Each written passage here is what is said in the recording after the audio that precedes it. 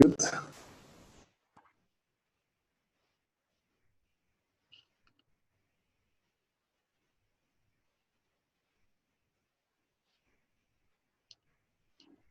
Good.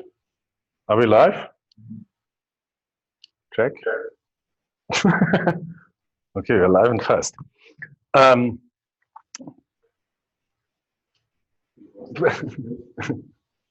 Okay, people saying good. So we're live. Welcome to the Advanced Topics in Procedural Content Generation summer school.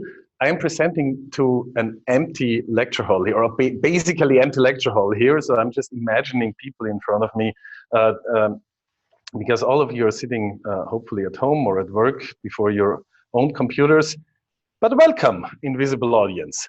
We have a nice full program for a full week that I will talk about in a second, because I somehow thought that framing this workshop or summer school is, I thought I can make it interesting by framing what we're doing. Of course, the traditional way of starting something like this is looking at definitions of what procedural content generation even is. Most of you are more experts than me.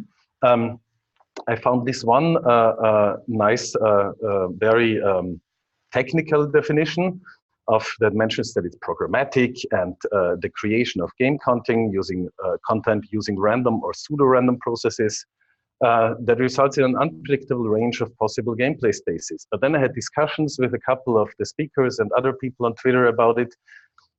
And somehow it looks like Gillian Smith's definition of it's basically replacing humans with algorithms is a better description of what PCG is, but it's also just one view at it. In the end, I think the best definition I could come up with after running it by a couple of people that are more domain experts than me is, we're talking for this week, we will have presentations and we will work on projects that are concerned with the creation and application of rules for the exploration of content spaces.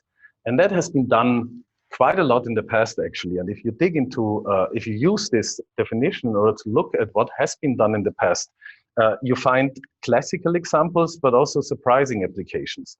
The oldest video game that worked with PCG, it seems like, at least according to what I could find, it was P85, a game for the Plato system that came out 2 years before Rogue. We still call games that create dungeons and monsters and elements like this rather roguelikes than P85-likes, and I'm kind of thankful for that, actually. But it seems like this game did exactly what Rogue did. It created dungeons, it populated them automatically with monsters and so on. It had a fully fledged PCG system that wasn't so much about replacing a human designer, it was more about storage space. It was a way of making of achieving replayability with very limited resources. I don't even want to know how slow the Plato system was. At the same time, there were at literally the same time. So I think a year later, TSR released Dungeon Geomorphs. What sounds like the alien creature is in this case a system for creating dungeon layouts for pen and paper role-playing games. So that came out at about the same time, and it used maybe even similar algorithms of rearranging.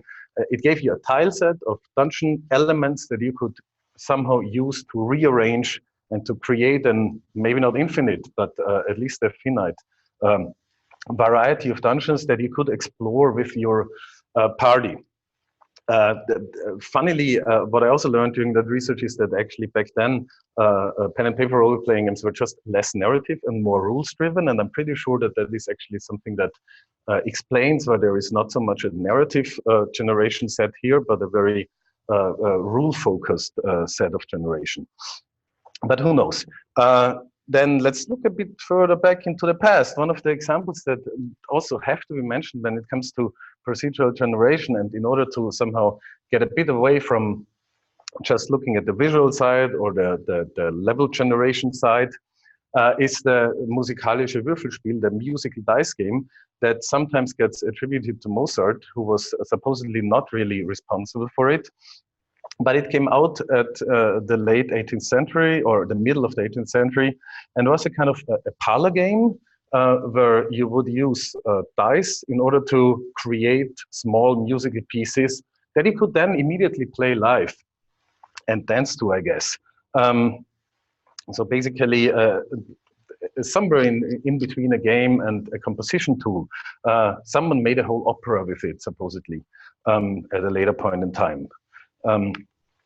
A musical historian writes this very interesting sentence about how this specific game was actually so safe in its assumptions and so well organized in understanding how music works that it was basically impossible to make something that wasn't good music or correct music, at least, using it.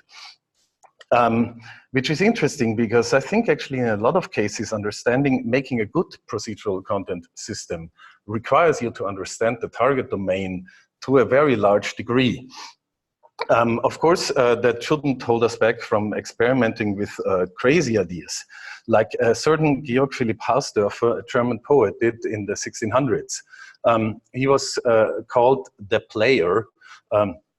In the literary society that he founded himself, it seems, very handy. And he somehow went down in history as one of the earliest people that created a lot of games to play with content, to play with language in his case. So he put letters onto dice in order to roll words that he would make poetry with. He would write letters on pieces of wood. He even made a ballet where dancers carried around different letters and assembled different sentences, or could just, I guess, improvise also those different sentences. And he made this this tool that is called the 5 times thinking ring of the German language, the fünffache Denkring der deutschen Sprache, in 1651, which is a kind of rotary dial that you can use in order to assemble different words, make up new words. Also, in order to, I don't know, unlock language possibilities that were previously not thinkable. So in this case, the procedural element is used in order to maybe do exactly what a human wouldn't do, even if they could. They just wouldn't, because we are so used to how we use language. So it was kind of trying to get something out of the language that wasn't there before, which brings me to the most obscure uses of similar techniques. For example, Kabbalistic magic uses very, very similar techniques in order to create numbers out of words and then map those words back, map those numbers back to words in order to read new meaning into ancient texts. I found this wonderful quote on computers actually being okay for this purpose because they are in this universe, which is very reassuring in my opinion. Of course, the most widely known use of procedural content generation is most likely art. Art as in visual art. This is a very early example of a depiction of a procedurally generated animal. Albrecht Dürer painted this so-called Wolpertinger, which is an old Bavarian / Austrian, Northern Austrian tradition, also found in Sweden, and there are some examples from Northern America and so on, of reassembling animals using taxidermic means. They actually look surprisingly similar to modern examples of procedural content generation, which of course can play with more parameters and can blend between different parameters in a more clever way than just assembling pieces that you find. But the principle is not, maybe even the procedure or the algorithms is not so different. No Man's Sky might, of course, still be the tip of the iceberg or the benchmark in what procedural content generation can do nowadays. In commercial games, we have a couple of speakers that will try to go far further than that, or I guess all of them will in a way. Today's sessions start with Joris, who will speak about grammar-based content generation. Then Kate will speak about autotelic tools for casual creators, and Gabriele about data games. Tomorrow we have the honor to see Matthias speaking about Future Unfolding, a game that used PCG-based tools for content creation. Julian will speak about machine learning challenges in procedural content generation, and Michael will speak about exploring, discovering new kinds of games using PCG. On Wednesday, Amy will talk about procedurally generating decks in Hearthstone, and is he pronounced Georgios, I guess, will talk about models of designers and players and how to make games for these models using PCG. So this is, of course, going much further than just visuals. We're really trying to push at what PCG can do nowadays. And at the same time, you have time to work on your projects. And these projects, Thursday is completely off for that, but I think you can start immediately. And on Friday, we hope to show as many as possible uploaded videos about the projects you made in order to round off this wonderful week. Thanks a lot to Gillian Smith and Andrew and Lawrence Zibowski to let me stand on their shoulders. But even more thanks to Ahmed Mess, Michael and Niels who have organized this workshop, and also thanks to ITU Copenhagen and New York University for helping with infrastructure that prevents us from uploading videos on YouTube now. This is it. Welcome to the summer school in procedural content generation. Thank you.